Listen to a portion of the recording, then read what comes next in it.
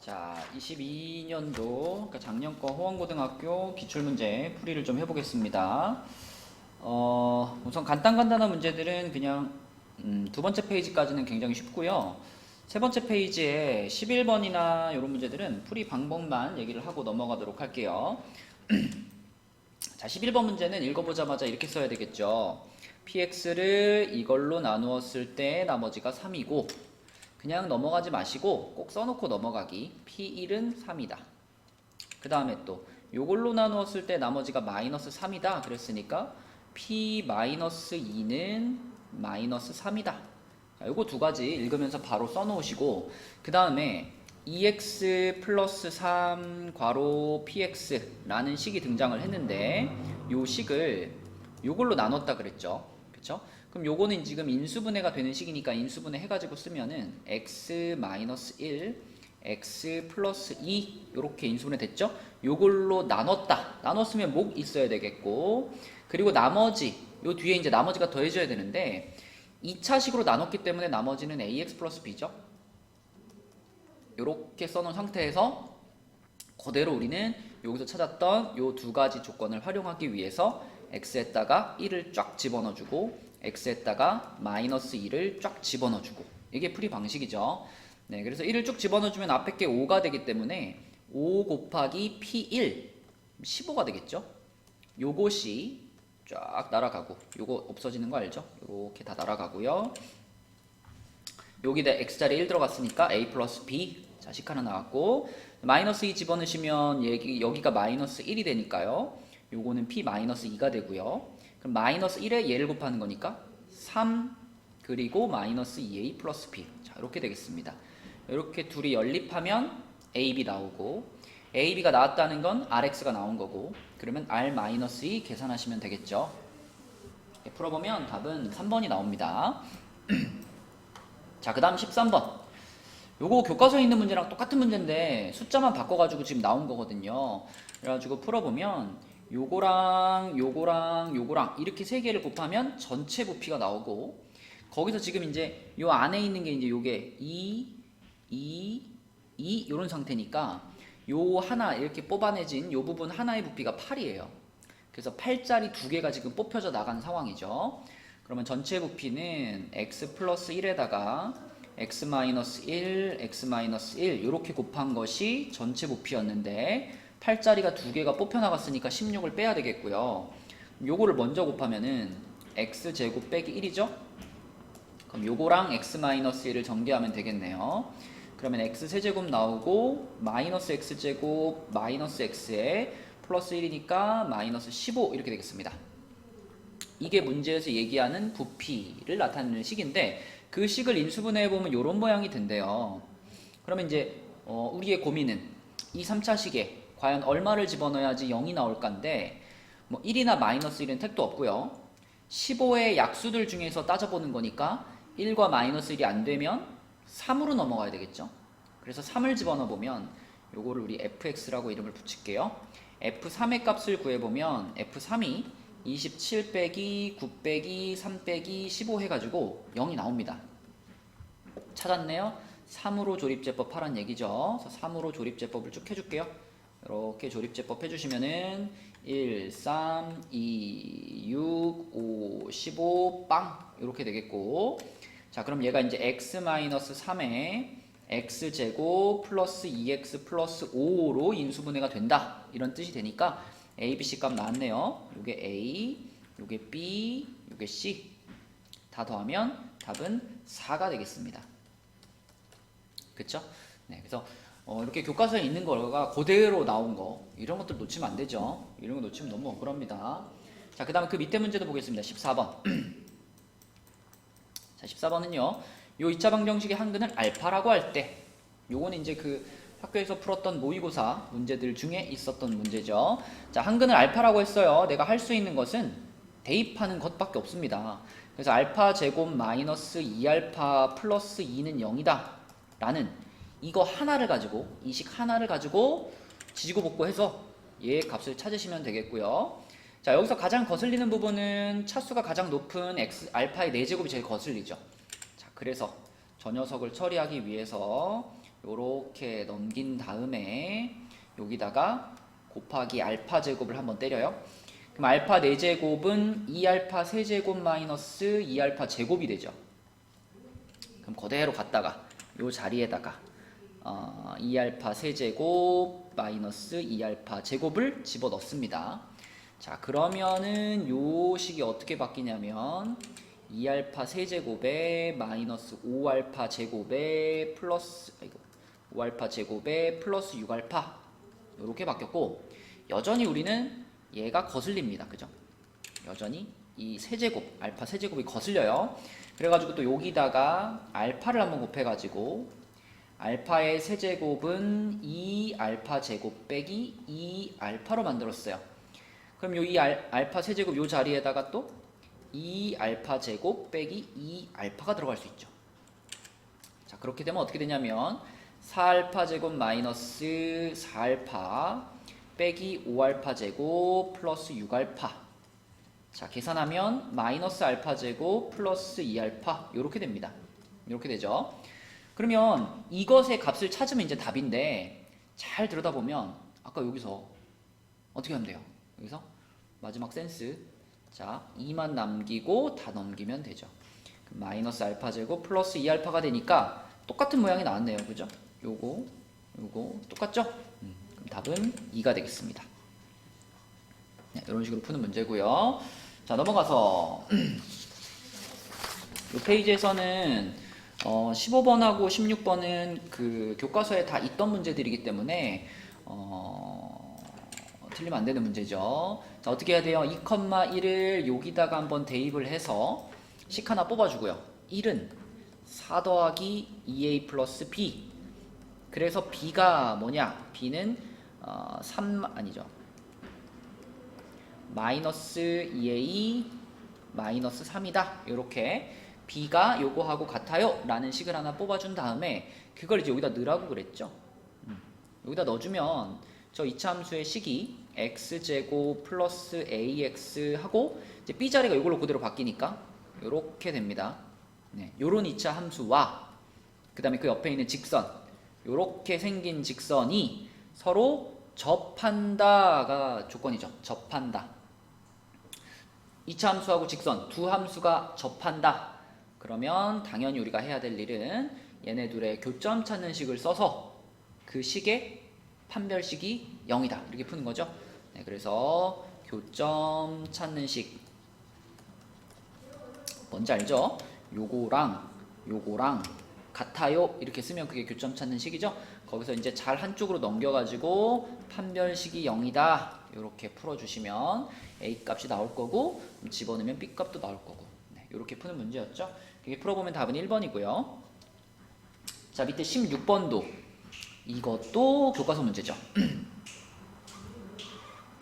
자, 뻔합니다. 중근을 갖는다고 했기 때문에 우리는 요놈의 판별식을 쓸 거고요. 요놈의 판별식의 짝수 공식을 가져와 보면 4-a 괄호 a-3 얘가 0입니다. 중근이니까.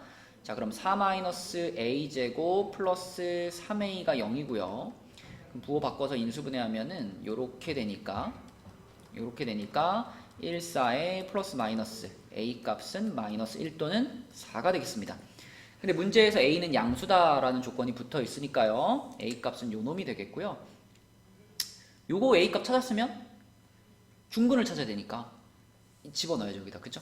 얘를 여기다 이제 집어넣어가지고 요 방정식을 다시 풀어주시면 중근이 나올 건데, 자, 4x제곱 마이너스 4x 플러스 1은 0이라는 방정식이기 때문에 인수분해하면 이렇게 되죠.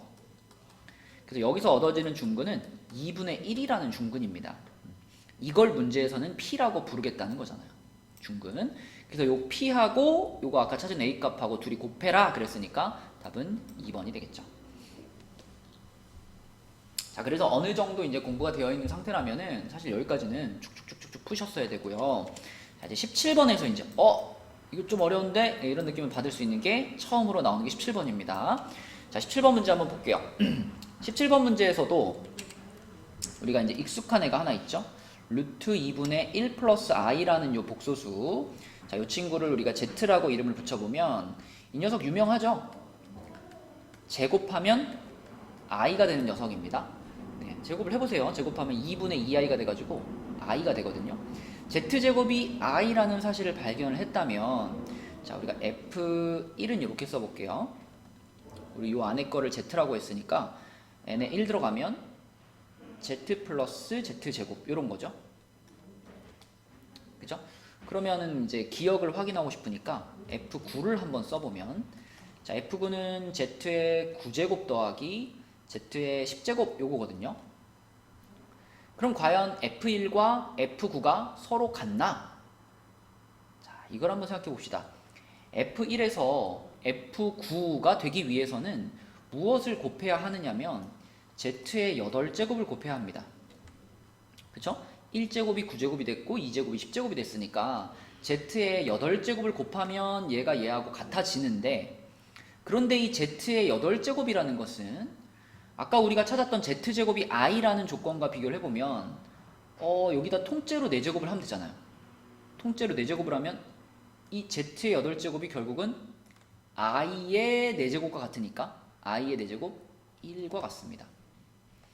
그렇다면 결국 f1에다가 1을 곱했더니 f9가 된 거거든요. 그럼 여기서 우리가 생각할 수 있는 결론은, 아, f1이랑 f9는 그냥 서로 똑같은 거구나. 그죠? f1에다가 1을 곱했는데 f9가 된 거니까, 그래서 f1과 f9는 똑같다, 이렇게 생각을 하시면 기억이 맞다라는 걸 확인할 수 있고요. 자, 그럼 f3도 한번 생각해 볼까요? f3이라는 친구는 뭐냐면 z의 세제곱 더하기 z의 4제곱인데, 자, 이 친구도 잘 생각해 보시면 얘는 z1과 아니 f1과 비교했을 때 요게 요렇게 변하는 상황을 생각해 보면 뭘 곱했을까요? 딱 봐도 보이죠? 1제곱이 3제곱이 됐고 2제곱이 4제곱이 됐으니까 이건 z의 제곱을 곱한 겁니다. 그런데 z의 제곱은 i였거든요. i. 그래서 이거는 곱하기 i를 해놨다, 이렇게 볼 수 있어요. 곱하기 i를 해놨다. 그러면 f1과 f3의 관계라는 건 뭐냐면 f3이 f1에다가 i를 곱해 놓은 거예요. 이렇게. 그죠? 그러면 과연 얘하고 얘가 서로 이렇게 더해가지고 0이 될까요? 자, 이 조건을 우리가 조금 더 알아보기 좋게 바꾸면 이런 거거든요. f3은 마이너스 f1이랑 같아, 이런 거거든요. 그러니까 이게 만족이 되려면 f1과 f3은 서로 부호만 반대인 관계가 만들어져야 되는데, 지금 본 것처럼 f1과 f3은 부호가 반대인 게 아니라 i를 곱해서 만들어지는 관계죠. 그쵸? 그러므로 니은은 틀렸다. 그럼 여기서 어느 정도 힌트를 얻는 거예요. 그럼 부호가 반대인 관계가 되려면 과연 f 얼마가 돼야, 그래야 이게 f1에다가 곱하기 마이너스 1을 해가지고 만들어낸 것이 될까? 그죠? 이렇게 생각해 나갈 수 있겠죠. 우리가 지금 z의 제곱이 i라는 것을 알고 있으니까 사실 여기서 조금만 더 생각해 보면 z의 4제곱이 이게 i 제곱이니까 이게 마이너스 1이잖아요. 그죠? 그러니까 마이너스 1을 곱한다 라는 얘기는 z의 4제곱을 곱한다 하고 같은 뜻이고, 그럼 우리가 f1에다가 곱하기 z의 4제곱을 곱하면 어떻게 될까 생각해 보시면, 아, 이거 f5가 되겠네. 왜 f5가 될까요? f5라는 건 z의 5제곱 더하기 z의 6제곱이니까. 그죠?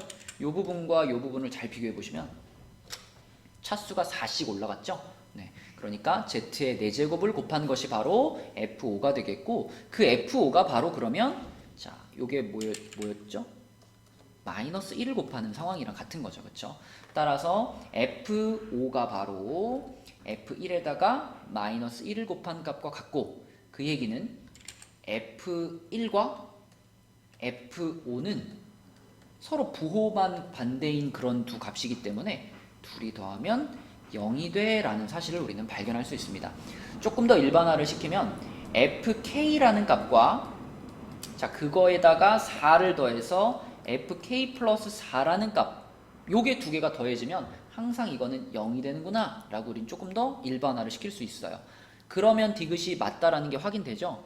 요놈과 요놈이 서로 4차이 나니까 둘이 더하면 0이 될 거고, 요놈과 요놈도 서로 4차이 나니까 둘이 더하면 역시 0이 되겠습니다. 그래서 디귿은 맞다. 답은 3번이네요. 그래서 여러분들이 제일 어려워했던 두 문제 중에 한 문제죠, 요게.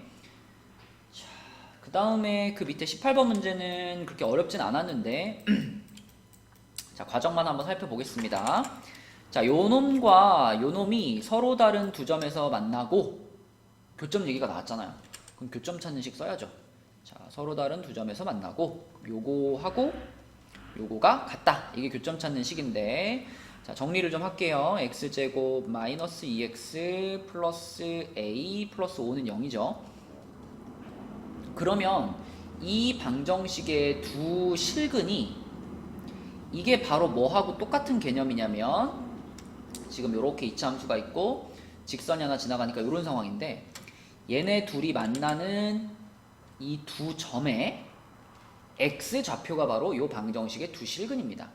그래서 이 방정식의 두 실근은 교점의 x 좌표들이에요.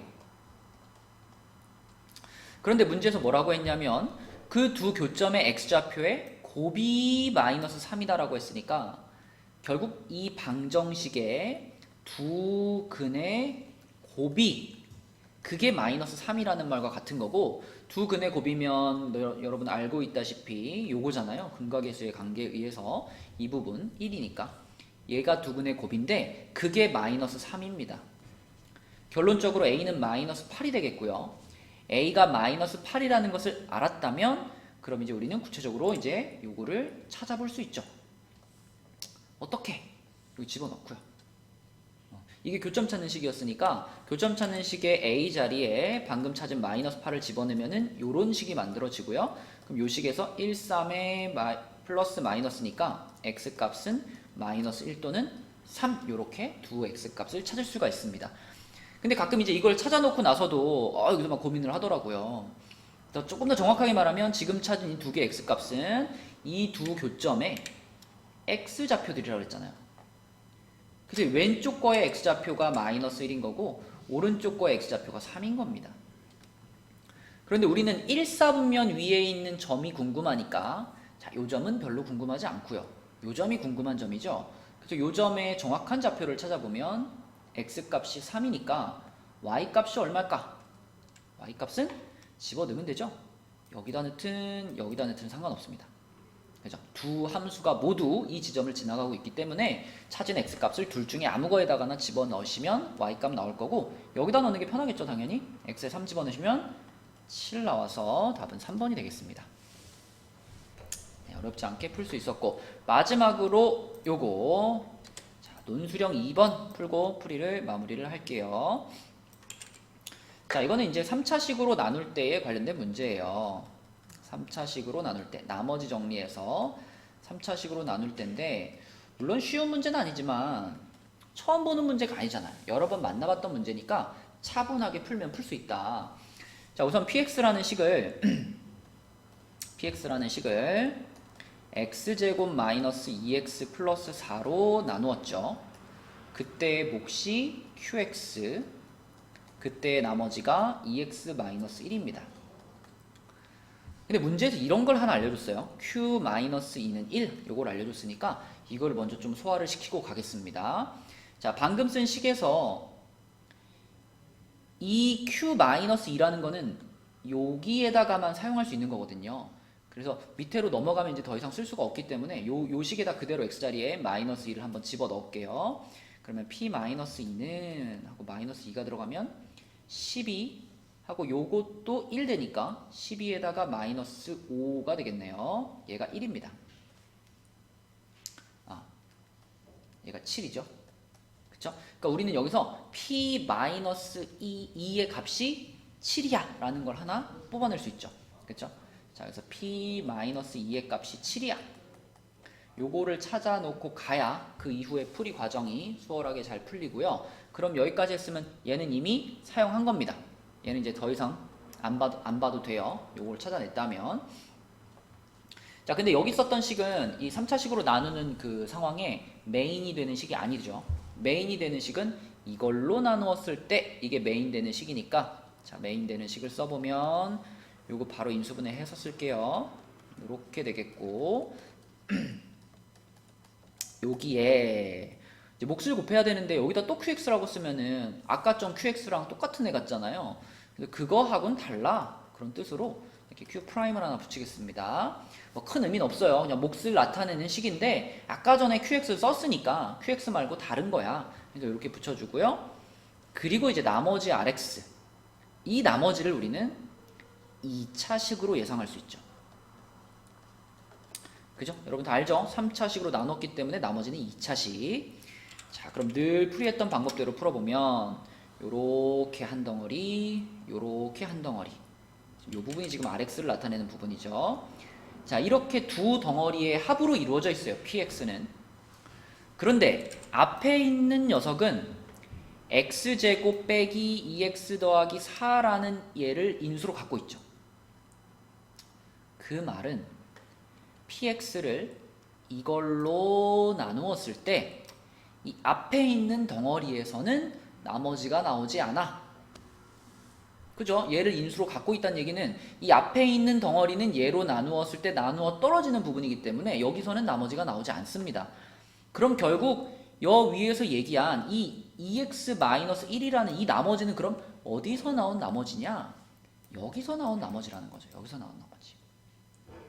그래서 우리는 이 부분을 어떻게 쓸 수 있냐면, 자, 한 번에 갈게요. 이게 지금 RX잖아요. 이 RX라는 부분을 이걸로 나눠봤을 때 x제곱 빼기 2x 플러스 4로 나눠봤을 때, 자, 이렇게 나눴을 때, 자, 그럼 여기에 이제 곱하기 여기가 몫이 들어갈 자리고 요 뒤에가 나머지가 들어갈 자리인데 이미 우리는 나머지가 이거라는 사실을 알고 있으니까 여기 나머지 이렇게 써주시고, 그럼 여기에 들어갈 건 뭐냐?